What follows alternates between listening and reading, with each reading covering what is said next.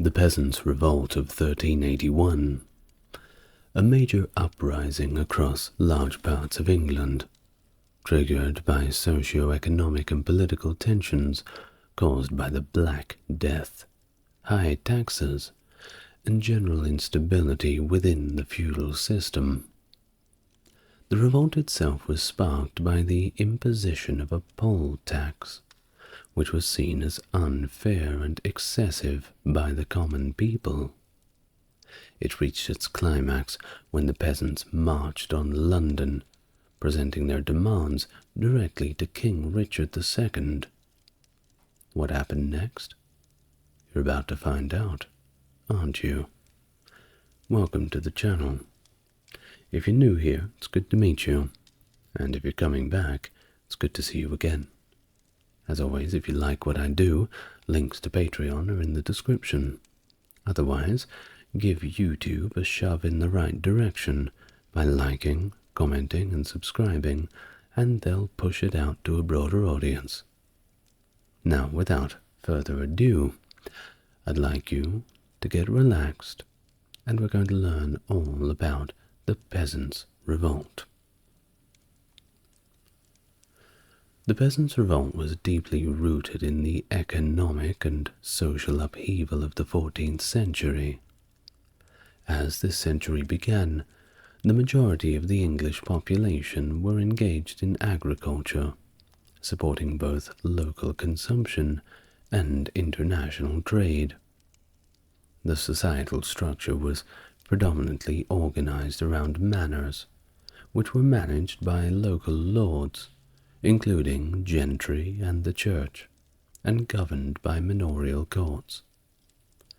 Within this system, the population was divided between free individuals and unfree serfs, the latter bound to their lords' lands for part of each year. Though things got a little bit different when the Black Death arrived in 1348, which killed an estimated 50% of the population.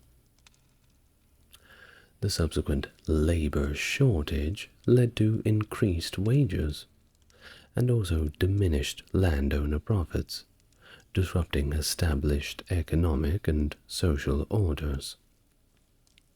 The government responded with legislation, namely the Ordinance of Labourers in 1349 and the Statute of Labourers in 1351, which aimed to cap wages at pre-plague levels and penalized labor mobility, but enforcement was biased and primarily targeted laborers.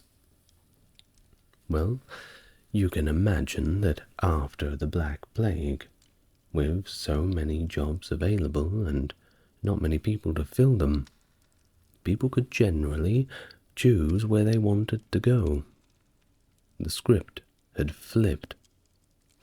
And if one peasant heard that another manor was offering a slightly higher wage because they simply could not find people to work, then they would simply move and keep moving to find a better deal, trading their labor and time to the highest bidder. Sounds fair, doesn't it? But was there somebody you forgot to ask? Well, before you make any extra money, it's best that you clear it up with the government and see if they think it's okay. Well, spoiler alert, back in 1349, they did not think it was okay. So, the peasants found themselves back on their pre-plague wages. You see, these regulations, that Ordinance of Labourers and Statute of Labourers, combined with the local gentry enforcing the laws, certainly managed to heighten tensions, let's put it that way.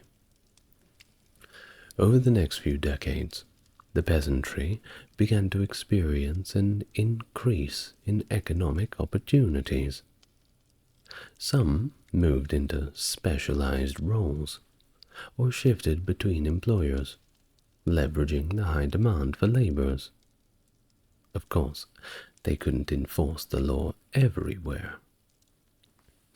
Well, despite the legal barriers, many serfs simply left their manors in search for better opportunities. And they found it.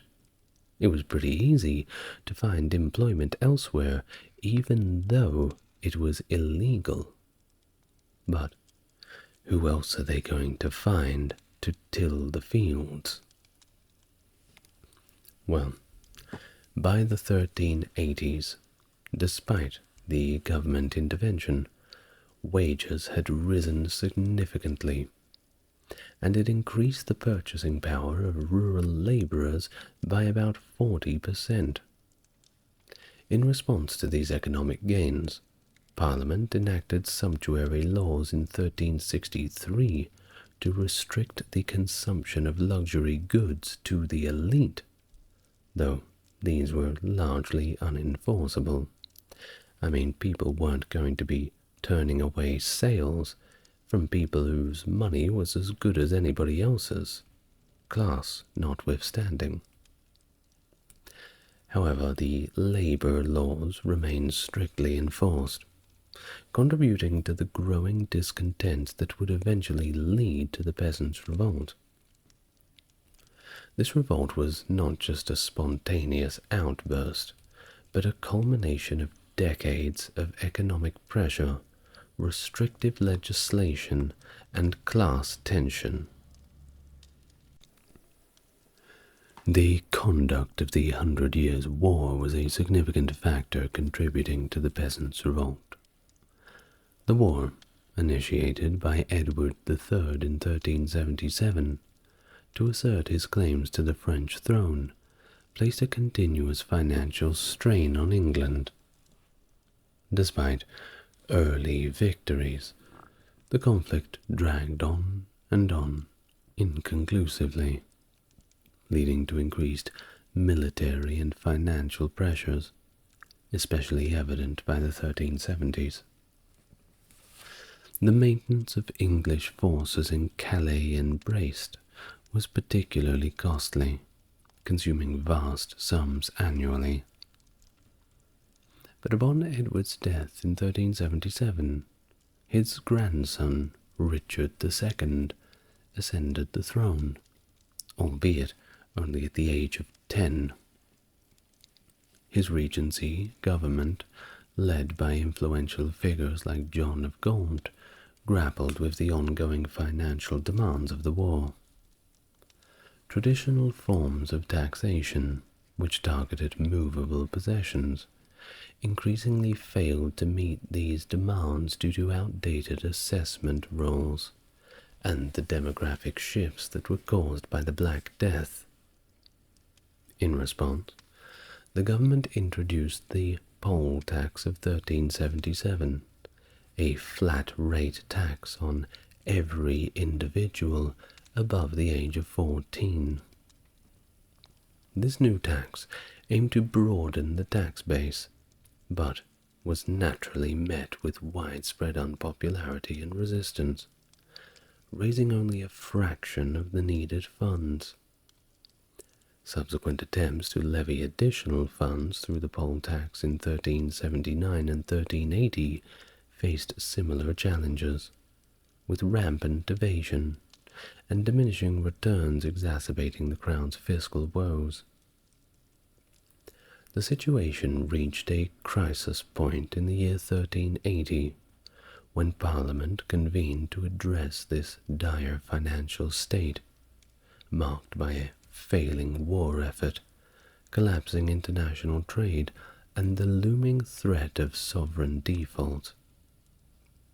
The Commons, though sympathetic to the young king, were increasingly critical of the Royal Council's management of funds and suspected corruption. Despite these concerns, a third poll tax was enacted, requiring even more from the populace, at a time where they didn't have anything to give. Well, the implementation of this third tax, which was particularly aggressive in its collection, heightened tensions significantly.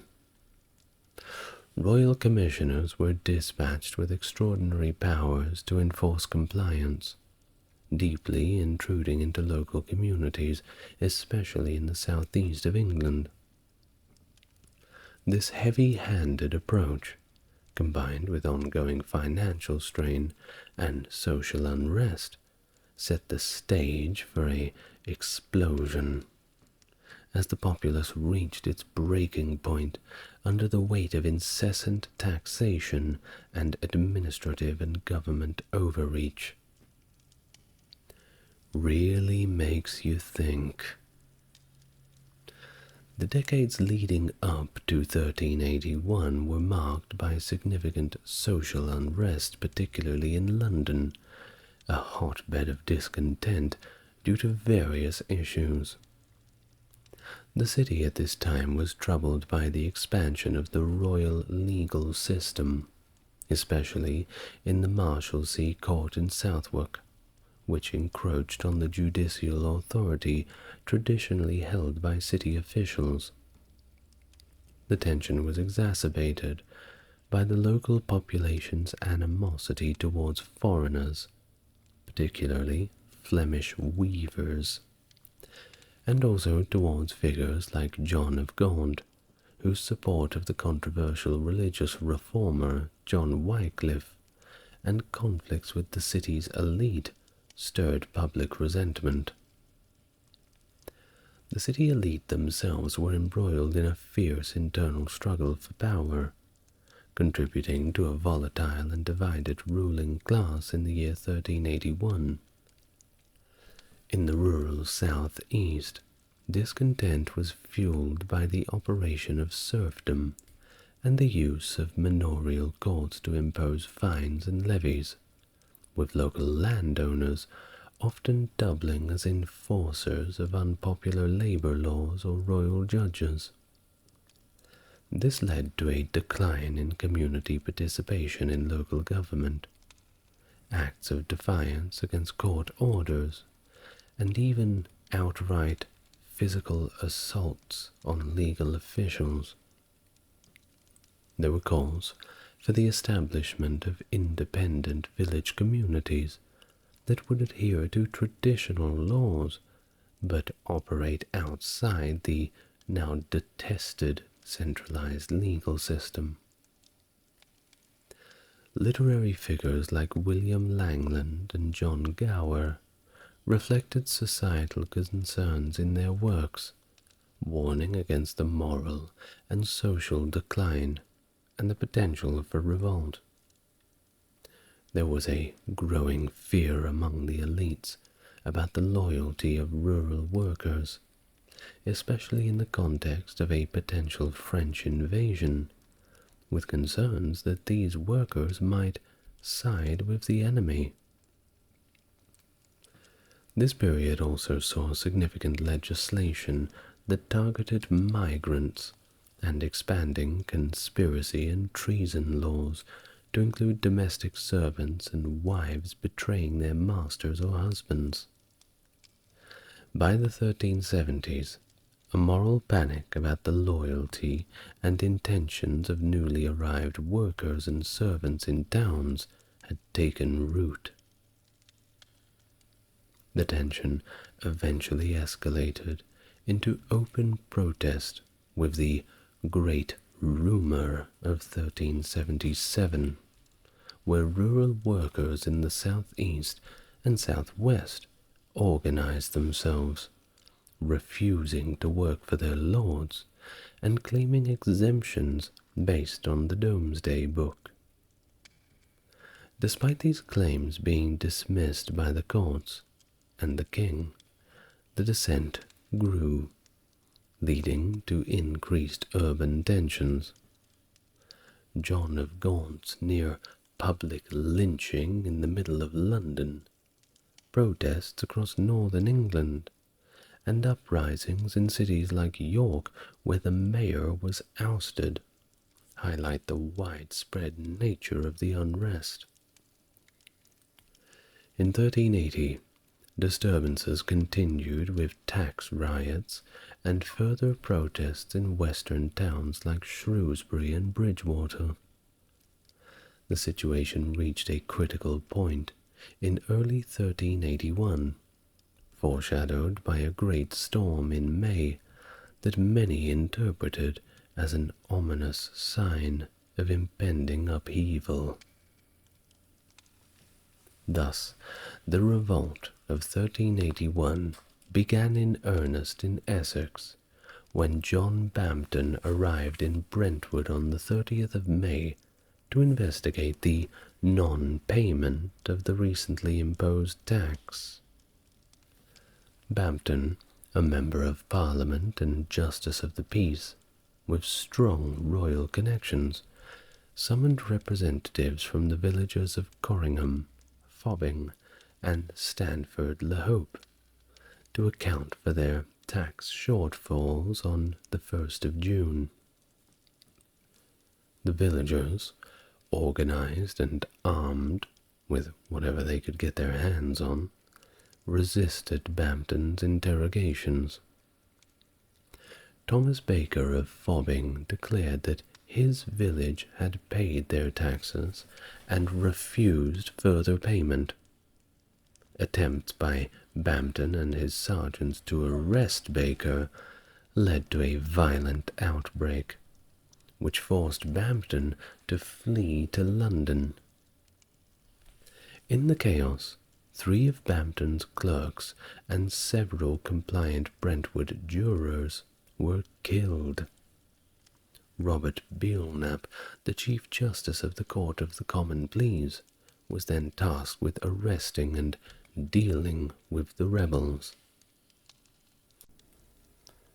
News of the revolt began to spread quickly across Essex. A local bailiff, John Jeffrey, rode between Brentwood and Chelmsford, gathering support. By the 4th of June, the rebels convened in Bocking to discuss their plans, growing in numbers as they prepared for their march on London. Some travelled directly, while others moved through Kent. John Raw, a former chaplain turned rebel leader, directed some rebels north towards Suffolk to incite further uprisings and gather more support. Simultaneously, discontent sparked in Kent due to the actions of Sir Simon de Burghley, who had claimed a man named Robert Belling as an escaped serf.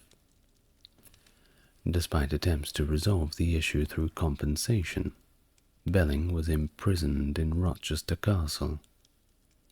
This incited a large group from Gravesend to gather in Dartford, then Maidstone, and finally Rochester, where the local populace forcibly freed Belling and took control of the castle without opposition.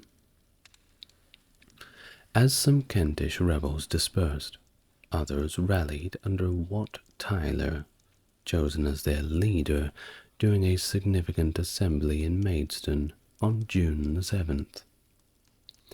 Tyler, a formidable archer with military experience in France, proved a charismatic and capable leader, quickly shaping the revolt's political direction. Another figure, Jack Straw, was also mentioned as a leader, though his exact identity remains unclear, possibly overlapping with that of Tyler or Raw. Tyler then led the rebels to Canterbury, where they entered without resistance on the 10th of June. They deposed the absent Archbishop Sudbury, secured oaths of allegiance from cathedral monks, and targeted properties associated with the royal council. Suspected adversaries were dragged from their homes and executed, and the city's prison was opened. Tyler then convinced several thousands of rebels to leave Canterbury and advance towards London, intensifying the revolt's momentum as they prepared for a significant confrontation with royal authorities. As the Kentish rebels coordinated their advance with groups from Essex, Suffolk, and Norfolk, they progressed towards London, equipped with an array of weapons including sticks, battle-axes, old swords, and bows. During their march, they encountered Lady Joan, the king's mother, who was heading back to London to avoid the upheaval. Although she was subjected to mockery and jeers, she was not harmed. I mean, you don't go after someone's mum. It's just not good form. Anyway, the rebels managed to reach Blackheath, which is a little bit southeast of London, by the 12th of June. The news of the uprising had reached King William II at Windsor Castle on the night of June 10th.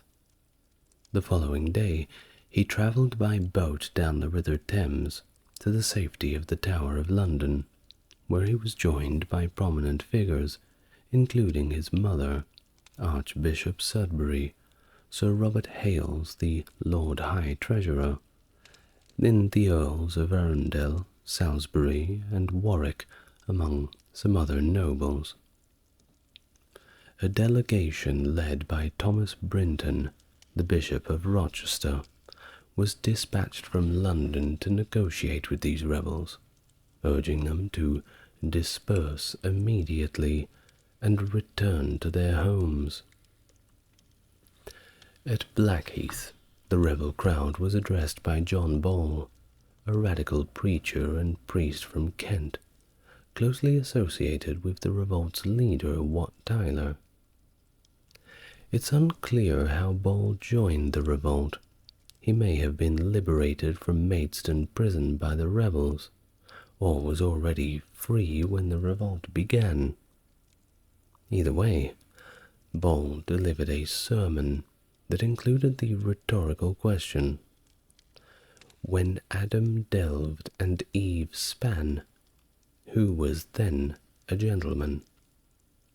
promoting the idea that no natural social hierarchy justified the serfdom and inequality imposed by the nobility and the church. He emphasized the rebels' significance to King Richard and the true commons of England, indicating their loyalty to the monarchy, but opposition to the king's current advisors. The rebels were unpersuaded by the Bishop of Rochester's plea to disband, and instead prepared to march directly on London. Within the Tower of London itself, discussions ensued about how to possibly manage this rebellion. The king was severely undermanned, having only the Tower's garrison, his bodyguards, and at most a few hundred soldiers at his disposal. Most seasoned military commanders were abroad, and significant forces were stationed in northern England, poised against potential Scottish aggression. English law further complicated the situation, stipulating that only the king himself could lawfully summon local militias, or execute rebels, leaving local lords somewhat hesitant to suppress the uprisings without royal backing and command. Given the unsuccessful negotiations at Blackheath, it was decided that King Richard II should simply go and meet the rebels himself. On the 13th of June, guarded by soldiers on 4 barges, he sailed from the Tower to Greenwich on the southern bank of the Thames to meet with the rebels.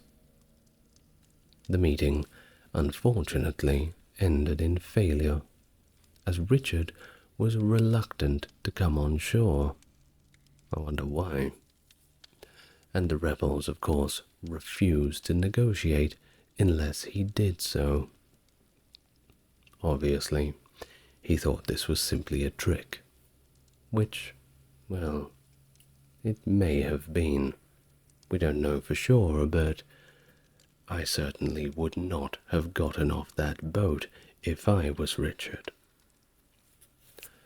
Well, consequently, Richard returned back to the safety of the tower across the river. Back to the drawing board. On the afternoon of June the 13th, as the revolt began to intensify, the rebels managed to cross from Southwark on to London Bridge. The bridge's defences were opened from the inside, either due to sympathizers of the rebel cause or simply out of fear. Either way, it allowed the rebels to advance into the city. Simultaneously, the rebel force from Essex approached the city, targeting Aldgate on the north side. The gates were opened, either by collaborators or under the pressure of the advancing rebels, facilitating their entry and the spread of the uprising through central London. The Kentish rebels, with a growing list of enemies they wanted the king to surrender for execution, included high-profile national figures, such as the aforementioned John of Gaunt, Archbishop Sudbury, and Sir Robert Hales, along with other key members of the Royal Council and officials who had intervened in Kent. Their rampage led them to the Marshalsea prison in Southwark, which they promptly demolished. By this point, the Kent and Essex rebels were joined by many Londoners who were sympathetic and became outright supporters of the revolt. This led to attacks on Fleet and Newgate prisons, and targeting properties that were owned by Flemish immigrants. They were apparently doing a little too well for themselves. The rebels continued their destructive path towards Smithfield and Clerkenwell Priory, the headquarters of the Knights Hospitaller, which was led by Sir Robert Hales. They destroyed the priory and the nearby manor, moving west along Fleet Street. They reached the temple, a complex of legal buildings and offices owned by the Hospitallers. The rebels then destroyed legal documents and buildings, burning everything in the streets. The most dramatic destruction occurred in the Savoy Palace, the opulent residence of John of Gaunt. Rebels systematically destroyed the interior, burning furnishings, smashing metalwork, and destroying any valuable item they could find. They emphasized that their motives were for justice, not theft, and they didn't steal, they just destroyed or simply discarded the Duke's possessions into the Thames or the city drains. By the evening, the rebels had gathered outside the Tower of London, where King Richard and all of his rich buddies were forced to watch the city burning. On June the 14th, the rebels continued their rampage, moving west along the Thames, targeting houses of officials around Westminster and liberating the prisoners of Westminster Prison. They then returned to central London, setting more buildings on fire and storming Newgate Prison. Their hunt for Flemings continued aggressively. Those with Flemish accents were particularly targeted and killed, including the royal advisor, Richard Lyon. In certain areas of the city, the brutality was worse than others, with the rebels piling up the bodies of executed flems in the streets as a kind of grim trophy. Meanwhile, trapped in the Tower of London, the royal government was in a state of paralysis and panic. Earlier that morning, Richard left the Tower to negotiate with the rebels at Mile End in East London, accompanied only by a small bodyguard. He left behind Sudbury and Hales in the Tower, perhaps for their safety or perhaps to distance himself from these unpopular ministers. Along the route, Londoners approached the king with grievances, indicating widespread discontent. At Mile End, the rebels, whose spokespersons' identities remain unclear, presented their demands. First, the execution of certain officials, then the abolition of serfdom and unfree tenure. Also the adherence to the law of Winchester, which likely advocated self-regulating village communities, and also a general amnesty for the rebels. King Richard responded by issuing charters that announced the abolition of serfdom, which began to be circulated around the country, although he refused to surrender any officials for execution. Well, you give a little, you get a little. Meanwhile, another group of rebels was storming the Tower of London. The gates had rather sillily been left open. That's right, in a time like this. Possibly it was to allow King Richard's return, but instead of Richard coming through the gate, about 400 angry rebels went through, and nobody had the guts to stop them. They quickly located Archbishop Sudbury, Robert Hales, and others, taking them to Tower Hill, where they were executed. Their heads were later displayed on London Bridge. Also, inside the tower, the rebels encountered John of Gaunt's son, the future Henry IV, who narrowly escaped execution thanks to the intervention of John Ferror, a royal guard. The rebels also encountered Lady Joan, the king's mother, and John Holland, Richard's sister, Joan Holland rather. But after once again jeering and mocking them, they let them go unharmed. It seems that executing women is a bridge too far. Well, what a day it was in London, and following this day's chaos, King Richard did not return to the Tower, but instead went to the Great Wardrobe in Blackfriars. There he appointed Richard Fitzalan, Earl of Arundel, as the new Chancellor, replacing Sudbury.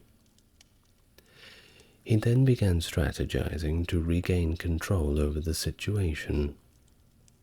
Many of the Essex rebels, satisfied with the king's promises at Mile End, simply began to disperse, leaving Wat Tyler and the Kentish forces as the dominant rebel faction in the city.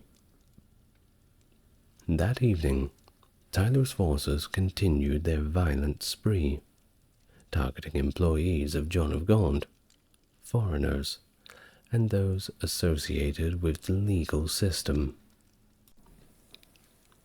On June the 15th, amidst the ongoing unrest, Richard II and the remaining discontented rebels agreed to meet at Smithfield, which is just outside of London city walls. The city was still in a state of chaos, with various groups of rebels moving independently. Richard, having prayed at Westminster Abbey, set out for the meeting in the late afternoon, accompanied by a substantial entourage of at least 200 men, which of course included armed guards. The meeting at Smithfield was tense. Richard and his entourage positioned themselves outside of St. Bartholomew's Priory, facing thousands of rebels gathered at the western end of the field. It's likely that the king summoned Wat Tyler to come forward from the crowd. Tyler's approach and his informal manner of addressing the king as his brother were perceived as overly familiar by the royal party. When Richard questioned why Tyler and the rebels had not dispersed after receiving charters the previous day, Tyler brusquely demanded the drafting of a new charter, and he wanted some refreshments reportedly, which were promptly provided. An altercation then ensued between Tyler and some of the king's servants. William Walworth, the Lord Mayor of London, intervened as Tyler made threatening gestures towards the king. In the heat of the moment, either on Richard's or Walworth's order, Tyler was arrested. He reacted by attempting to attack Walworth, who responded by stabbing him. Rolf Standish, a royal squire, then delivered further stabs, fatally wounding Tyler. As tensions escalated and violence seemed imminent, with the rebels readying their weapons, Richard courageously rode toward the crowd, leading them away from the potential explosive situation at Smithfield to Clerkenwell Fields. This, frankly, bold move helped defuse the confrontation. Now back at Smithfield, Walworth, with support from city reinforcements, began to restore order. Tyler's head was severed and displayed on a pole as a grim warning. With Tyler dead, and the London militia now supporting the royal government, the rebellion rapidly began to disintegrate. In recognition of their actions, Richard knighted Walworth and several of his key supporters, consolidating his control over the city and marking the beginning of the end of the Peasants' Revolt. During June 1381, the revolt spread across the east of England, leading to significant uprisings in Suffolk, Hertfordshire, Cambridgeshire, and Norfolk, spearheaded by various local leaders and fueled by widespread dissatisfaction. In Suffolk, John Raw, influential in the Eastern England revolt, led his forces to attack properties belonging to unpopular officials and nobles, gaining support as they progressed. They stormed the wealthy Bury St. Edmund's Abbey, capturing and later executing the disliked prior John Cambridge. Further violence and extortion spread through the region, including the murder of Sir John Cavendish, Chief Justice of the King's Bench. Simultaneously, in Hertfordshire, tensions in St. Albans erupted over long-standing disputes between the town and its powerful abbey. Rebels led by William Grindecob secured a temporary authority from Wat Tyler in London to act against the abbey. They forced Abbot Thomas de la Mare to surrender the abbey's rights and privileges, a victory that saw the destruction of the abbey properties and records across the country. Now, remember, this is happening in a different part of the country before Wat Tyler's execution. We're just having a look at the other areas away from London. Now, in Cambridgeshire, the revolt targeted the actual University of Cambridge and its affiliations with the privileged clergy, including John of Gaunt. Rebels, backed by the mayor of Cambridge, attacked Corpus Christi College and destroyed the university's library and archives, signaling a rejection of the elite clerical learning. Norfolk saw a coordinated revolt led by Geoffrey Lister, who was a weaver and involved local gentry like Sir Roger Bacon. The rebels assembled outside Norwich, killed Sir Robert Sale, who tried to defend the city, and then looted the city upon gaining entry. The revolt spread throughout the country, with the killing of Flemish immigrants, destruction of court records, and looting of properties. The revolts in Beverley, Leicester, York, Scarborough, and Bridgewater show the widespread unrest across all of England, extending beyond the southeast where the rebellion had originated and somewhat ended abruptly. Well, out in Beverley, tensions between the mercantile elite and the poorer townspeople escalated into violence, leading to a takeover of the town administered by the rebels. This upheaval culminated in arbitration through Archbishop Alexander Neville, highlighting the involvement of high-ranking clergy in attempts to mediate the conflicts. Leicester then prepared itself for an anticipated attack due to its association with John of Gaunt, a prominent target of the rebels. However, luckily for them, the attack never came. It just simply didn't happen.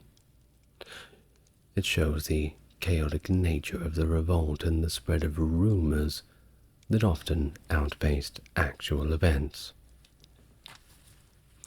York, on the other hand, experienced significant violence, with attacks on religious institutions and properties. The city saw a brief takeover by armed men under John de Gisborne, indicating that the rebellion's influence reached far into the north and disrupted local governance. Scarborough's response to the news from the south included riots against the ruling elite, characterized by rebels wearing distinctive attire to signify their participation of the revolt. The attack led to the temporary disposition of local officials, and a tax collector nearly got lynched. Lucky for him, he got away. But it's hard to feel bad for tax collectors.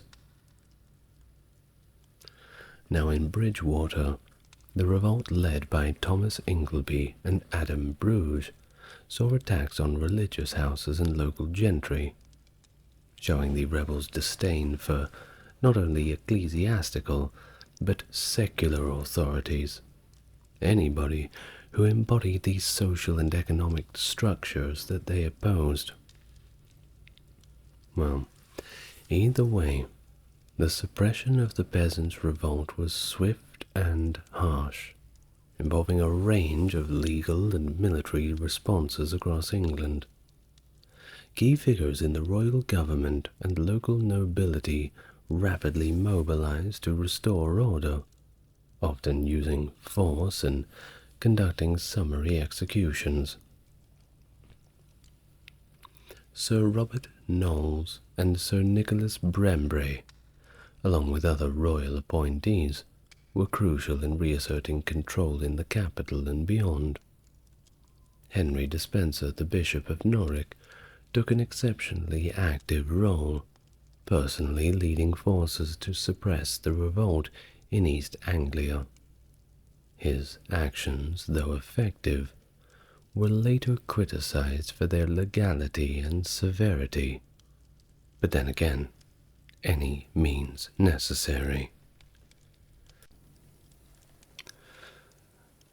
Thomas of Woodstock and Robert Tressilian were given special commissions to oversee trials across England, utilizing a variety of legal charges to prosecute the rebels. The legal proceedings often relied on dubious methods and heavy-handed tactics. In fact, their actions included a large number of executions that showed little mercy on those involved in the uprising, even if they were only involved by association. Not to mention the widespread use of informants and denunciations, which spread fear among the populace. In fact, at least 1,500 people were executed or killed in battle by November following the revolt. The legal aftermath continued on for years. Some cases even dragged on till 1387. Notable rebel leaders like Jack Straw and John Ball were captured and executed, along with many others who played significant roles in the revolt. The execution of John Ball in St. Albans and the trial of John Roar in London show the royal government's determination to make examples of the leaders. Well, what happened after the revolt? Well, the English government and Parliament took steps to re-establish normal governance and address underlying issues that had led to the unrest. As much as you can sort out these issues with a heavy hand, it's still wise to maybe see how it happened in the beginning and address the root causes. On the 30th of June, King Richard ordered England's servants to revert to their previous conditions of service. All the serfs get back to work, and this effectively annulled any concessions that were made during the revolt.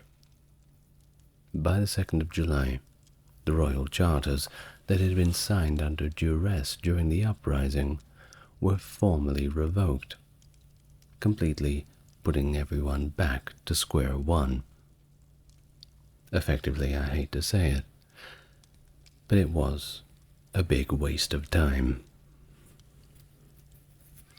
In November, Parliament convened to deliberate on the year's events and how to address the resultant challenges. The revolt was attributed to the misconduct of royal officials who were accused of aggressive greed and heavy-handedness. The Commons reaffirmed support for the existing labour laws, but they did call for changes within the Royal Council, which Richard agreed to implement. The king also issued general pardons, not to any of the rebels, but to people who had executed the rebels without giving them a proper trial, to all who had remained loyal during the revolt, and yes, to a few rebels themselves, but not those from Bury St. Edmunds, or anyone involved in killing the king's advisors, or anyone who had escaped from prison. And many of the rebels at this time had already died anyway, so there wasn't many rebels left to pardon. Despite the initial harsh suppression, the restoration of order after this was relatively measured. Local lords and government were a little cautious. They were wary of potential further uprisings. Legal reprisals against peasants were largely confined to the courts after this, avoiding direct retribution. Nonetheless, You can't keep a good man down. Low-level unrest persisted in the following years, with incidents in Norfolk in September 1382, and actually a plot against the Sheriff of Devon in March 1383. Significantly, Parliament abandoned the poll tax and refrained from any major fiscal reforms that could provoke further discontent. So that is a small victory. Instead, though, it resolved to reduce military efforts on the continent, leading to a scaling back of England's foreign policy ambitions and more of a push towards peace negotiations. Economically, the institution of serfdom began a decline that was more due to economic forces than the political outcomes of the revolt. The labor market's dynamic shifted again and again as rural wages continued to rise, leading to many lords to either sell serfs' freedoms or convert traditional land tenures to leasehold arrangements. By the 15th century, serfdom had effectively disappeared in England, marking a significant socio-economic transformation initiated in part by the Peasants Revolt of 1381. But those who were facing the immediate aftermath of this and were unfortunately executed or thrown in prison, well, they perhaps did not see it that way. Well, the rebels of the revolt were portrayed by contemporary chroniclers using a broad, derogatory Latin terms such as serviles rustici, servile genus, and rusticias, which depict them as rural serfs. Chroniclers like Knighton acknowledged that the presence of other societal groups, like runaway apprentices and artisans, referred to as the lesser commons. However, subsequent analysis of court records reflect a broad participation beyond simply unfree serfs, and it's led historians to reject this narrow view. The revolt saw participations from urban dwellers too, particularly in London, where the majority of the rebels were simply local townsfolk, not peasants. In some cases, such as York and Bury St. Edmunds, the urban poor joined forces with the rural rebels and blurred the line between the urban and rural discontent. This collaboration was less pronounced in places like Canterbury, where the post-Black Death influx of villagers into towns made distinguishing urban and rural communities pretty much irrelevant. Notably, many of the rebels were literate. That's right, they could read, contradicting the perception of universal illiteracy. And in fact, estimates suggest that between 5 and 15% of England's population at the time could read. It was kind of like, perhaps you had somebody in the household who could read. Might be your father or an older brother, and you would rely on them. But for the time, even if it's 5%, that's not bad. Well, the revolt included a significant number of women as well, as characterized by the use of pseudonyms in communications, which served both to protect individual identities and invoke common cultural values. For instance, the name Piers Plowman for William Langlet's poem was popular among the rebels, symbolizing a connection to a broader social and literary context. Rebel leadership extended to some members of the gentry, for example, Sir Roger Bacon in Norfolk. though some later claimed to have been coerced into participation. It's not my fault. They made me do it. I wonder how well that was believed. And it wasn't just the nobles. The clergy were involved too, with figures such as John Ball and John Raw taking their own prominent roles, driven by a mix of local grievances, economic hardships, and radical beliefs. Well, what do you think about it all? I think it's a fascinating story. You will find many people in the early days of the socialist and communist writers talking about this as an early form of a worker uprising. And I'd say they were right. Well, I, for one, will be paying as little taxes as possible. Thank you very much for listening. I would like to thank my top-tier patron subscribers, that is Susan, JC, Stark Factory, and Jeffrey. If you would like to make a contribution to the channel, you know what to do. Otherwise, thank you again for listening, and I hope you've enjoyed it as much as I've enjoyed creating it for you. And I will see you in the next exciting episode. Good night.